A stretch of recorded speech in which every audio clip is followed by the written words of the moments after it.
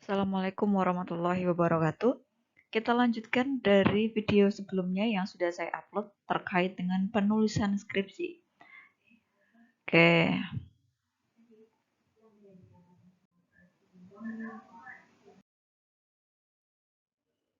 baik, kita lanjutkan ke bab 4 yang isinya adalah hasil penelitian dan pembahasan. Nah, untuk penelitian kalian yang menggunakan pendekatan kuantitatif, di bab ini nanti isinya adalah deskripsi pokok penelitian, kemudian deskripsi data, gitu ya. Kemudian ada uji persyaratan analisis, hasil analisis, pembahasan yang dikaitkan dengan teori ilmiah. Sementara kalau untuk yang kualitatif nanti isinya adalah paparan jawaban atas rumusan masalah, serta pembahasan terintegrasi dengan temuan penelitian. Perbedaannya, kalau yang kuantitatif itu kan menggunakan teknik analisis data statistika.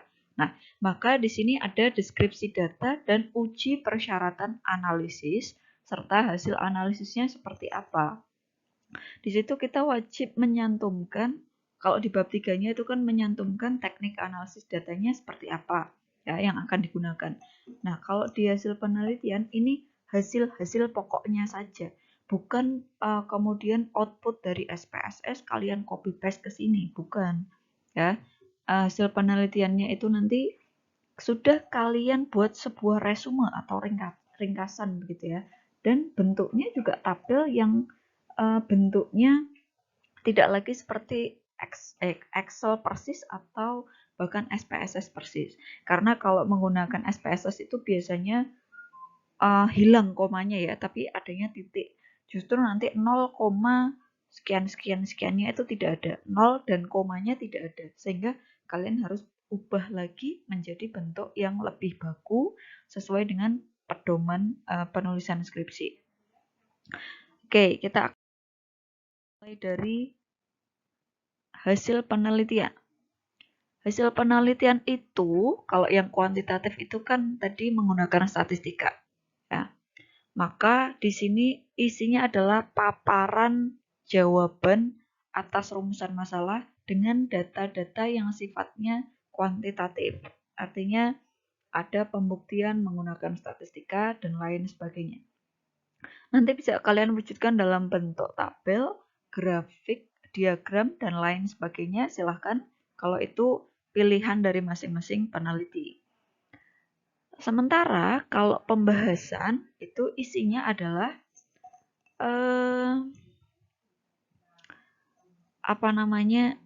intinya adalah temuan-temuan apa sih yang kalian temukan berdasarkan penelitian gitu kan. Dan kalian di sini bahas secara terpisah dari hasil penelitian. Jadi ada hasil sendiri di bagian A, kemudian bagian B adalah pembahasan. Di sini kalian membahas hasil, kemudian temuan spesifiknya itu apa. Kalian kaitkan dengan teori. Jadi di sini hasil kalian itu harus bisa dipertanggungjawabkan kebenarannya.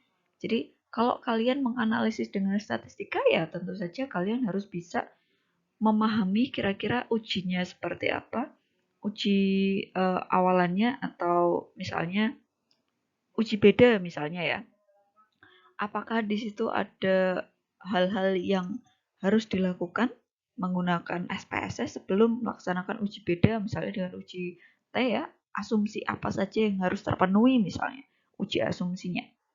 Kemudian di sini nanti kalian kaitkan benar dengan penelitian orang lain untuk mengetahui posisi penelitian kalian itu di mana, temuan-temuan apa yang mungkin sama dengan penelitian orang lain atau mungkin berbeda. Nah, justru itulah yang harus kalian gali secara mendalam. Kemudian misalnya kalian penelitiannya kualitatif ya, kalau di sini kalian terintegrasi dengan temuan.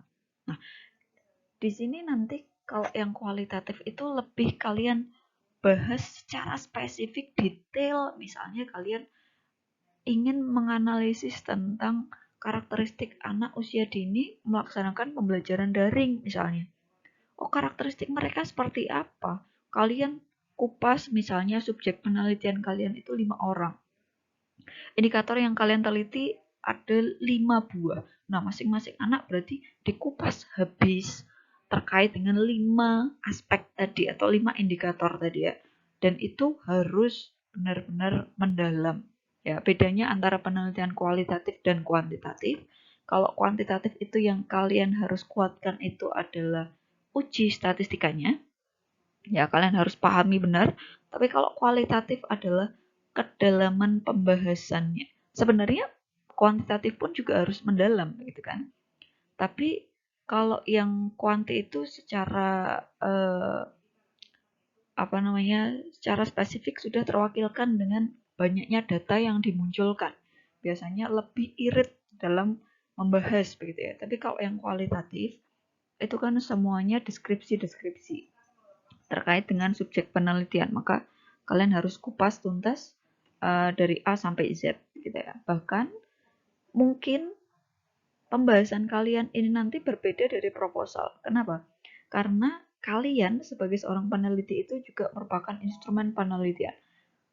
Hal-hal spesifik atau khas apa yang kalian temui selama meneliti.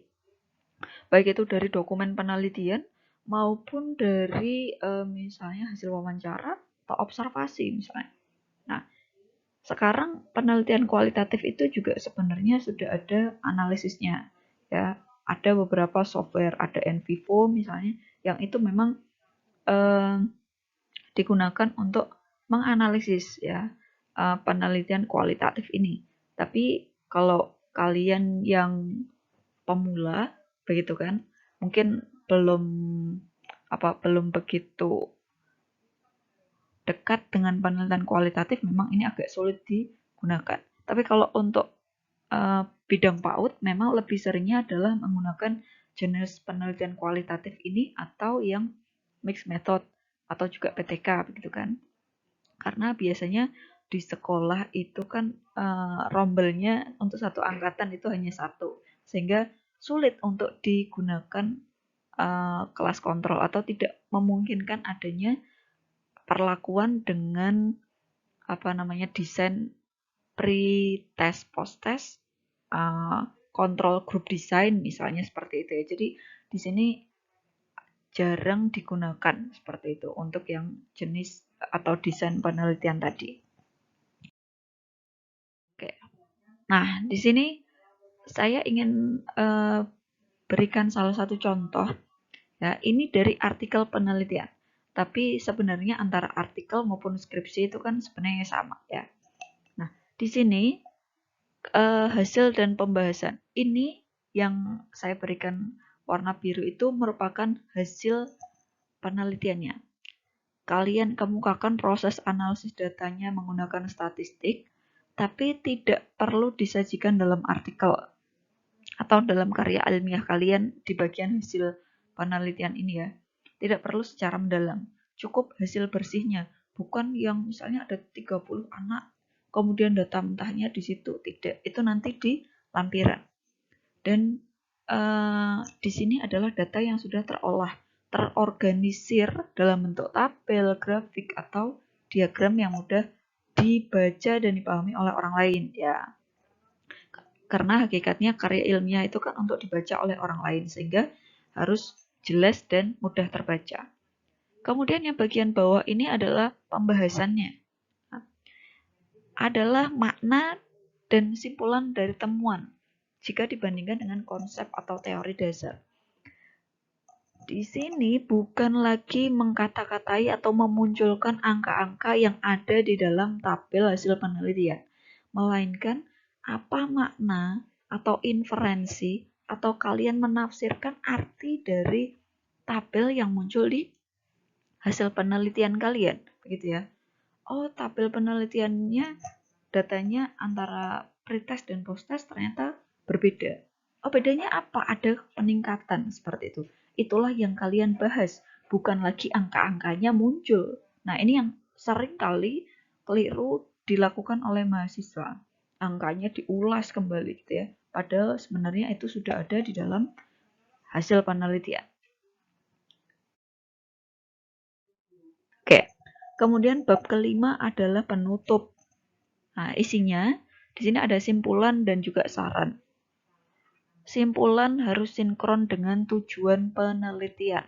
Sementara saran itu memberikan saran kepada penelitian di kemudian hari atau penelitian-penelitian selanjutnya berdasarkan temuan kalian atau hal-hal apa saja yang mungkin bisa dilakukan atau belum kalian lakukan pada penelitian kalian. Karena tadi kan di awal saya katakan bahwa tidak mungkin dalam satu karya ilmiah, tidak mungkin dalam satu kali penelitian itu bisa mengupas banyak sekali masalah. Ya, biasanya kan harus spesifik sehingga kalian menyarankan satu hal yang perlu dilakukan oleh peneliti lain gitu. Itu disaran. Makanya tadi saya katakan kalau kalian ingin mencari topik atau permasalahan penelitian, silakan baca skripsi, baca sarannya. Apa yang belum dilakukan oleh kakak tingkat saya lakukan. Boleh tidak? Boleh gitu ya. Jadi silakan sering-sering baca skripsi orang lain. Kemudian ini yang juga tidak kalah pentingnya yaitu daftar pustaka. Sepertinya kadang-kadang kita itu menyepelekan yang namanya daftar pustaka. Kadang-kadang isinya itu tidak sesuai dengan bagian inti. Padahal di bagian daftar pustaka ini adalah kita mencantumkan seluruh pustaka yang kita rujuk, yang kita kutip, kita gunakan dalam penyusunan skripsi. Kalau tidak digunakan ya tidak perlu dituliskan daftar pustakanya. Kalau kita gunakan ya wajib ada gitu ya. Jadi harus sinkron setiap pustaka yang kita gunakan. Kemudian pustaka itu nanti dituliskan di daftar pustaka secara alfabetis ya, urutan abjad. Bagaimana Bu jika misalnya dalam satu daftar pustaka itu ada penulis atau pengarang yang namanya sama, tapi dia menulis dua buku yang berbeda. Nah, itu nanti alfabetisnya adalah untuk misalnya Pak Sugiono begitu ya. Sugiono ini menulis apa? Metode penelitian. Tahunnya berapa? 2018 misalnya. Maka nanti secara alfabetis tahun yang lebih awal itu dituliskan lebih dahulu gitu ya. Baru nanti untuk yang judul buku kedua itu dituliskan di bawahnya dan di bawahnya diisi dengan titik-titik-titik baru tahun terbitnya baru judul bukunya gitu. Jadi tidak perlu ditulis berulang. Biasanya seperti itu ya kalau untuk di event. Kemudian kalau deskripsi itu pustaka yang digunakan sekurang-kurangnya adalah 15 buah dari buku referensi yang ber-ISBN. Jadi buku referensi itu bukan buku yang digunakan oleh anak-anak sekolah, bukan ya, tapi ini adalah buku yang sifatnya buku teks. Dan minimal menggunakan 5 artikel jurnal penelitian yang relevan dengan penelitian kita tentu saja dan sudah memiliki ISSN baik dari dalam maupun luar event gitu ya. Tolong ini diperhatikan dengan baik-baik. Jadi ada minimal 20 buah pustaka yang harus kita rujuk gitu. Kemudian nah ini maksimal terbit 10 tahun terakhir. Jangan gunakan referensi yang terlalu tua. Tapi ada pengecualian kalau memang teorinya ini teori belajar misalnya Bandura, Taufik Gojki, kalian gunakan di situ. Akan jauh lebih baik kalau memang ini dari referensi utamanya atau buku induk gitu ya. Tapi kalau misalnya ada artikel jurnal yang sekarang ini membahas hal-hal yang sifatnya mirip dengan Bandura, tapi sudah ada modifikasi atau pembaharuan, silakan kalian masukkan. Oke, kita lanjutkan. Maaf tadi ada gangguan teknis. Selanjutnya, ini yang boleh jadi referensi apakah hanya buku dan artikel jurnal? Bukan. Bahkan dokumen, undang-undang, permen, peraturan pemerintah, atau PP, atau mungkin perda, itu bisa juga dijadikan sebagai referensi. Ya, ini nanti cara penulisan pustakanya, silakan kalian lihat di panduan ya untuk lebih jelasnya. Kemudian yang terakhir adalah lampiran. Nah, apa saja yang perlu kita lampirkan di skripsi ya. Ini yang perlu dilampirkan adalah instrumen penelitian, izin penelitian sebagai bukti bahwa kalian itu tidak melakukan falsifikasi data atau fabrikasi. Kenapa? Karena dengan kalian benar-benar melaksanakan penelitian, seharusnya bisa meminimalisir pembuatan data. Kadang-kadang ada orang yang tidak melaksanakan penelitian di sekolah, tapi mereka mengaku-ngaku dan akhirnya membuat data. Nah, itu yang tidak boleh secara etika ya. Kemudian di lampiran juga ada tabulasi data. Tabel, tapi ini yang data mentahnya. Ya, data mentah yang tadi kemudian diresum dimasukkan ke hasil penelitian. Ada juga hasil analisis data serta dokumentasi penelitian. Kalau kalian mengajar di sekolah ya sertakan foto-foto kegiatan pengambilan datanya. Oke, yang terakhir di sini akan saya sampaikan terkait dengan penyuntikan karya ilmiah. Sebelum kita lanjutkan di pertemuan yang selanjutnya. Bagaimana caranya menulis karya ilmiah?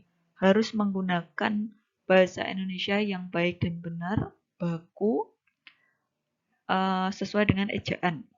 Kalau dulu namanya EYD, sekarang itu Puebi, ya, bukan lagi ejaan yang disempurnakan, melainkan Puebi. Kemudian ada koherensi antar kalimat, antar paragraf, antar bab, harus ada keterkaitan gitu ya. Jadi bukan tidak ada sinkronisasi, tapi antar bagiannya harus terjalin secara terpadu. Kemudian penulisan rujukan dilakukan dengan catatan samping. Jadi kalimat atau teks yang dikutip kemudian diikuti dengan penyebutan nama penulis, ada tanda koma, angka, tahun karya yang dirujuk, kemudian halaman dalam karya tempat asal kalimat atau wacana yang dirujuk. Oke, ini terkait dengan cara menulis kutipan saja yang akan kita bahas di pertemuan selanjutnya. Kemudian penulisan rujukan dapat ditulis dengan penyebutan nama penulis, kemudian tanda kurung, tahun karya yang dirujuk, titik 2, halaman dalam karya kalimat atau teks yang dirujuk. Ini tidak akan terlalu saya banyak bahas hari ini, hanya sebagai awalan saja ya. Sebelum minggu depan kita akan masuk ke penyuntingan karya ilmiah, dalam hal ini adalah skripsi. Oke, mungkin itu saja dulu untuk video kali ini. Terdiri dari 3 part, silahkan kalian simak mulai dari part 1, 2, dan juga 3. Kemudian nanti jika ada pertanyaan silahkan kalian sampaikan di Classroom seperti itu ya. Jangan di kolom komentar karena kadang-kadang saya tidak melihat di YouTube. Jangan juga di grup WhatsApp. Jadi nanti kita akan lebih organisasikan di Classroom ya. Terima kasih. Kita tutup. Kurang lebihnya mohon maaf. Wassalamualaikum warahmatullahi wabarakatuh.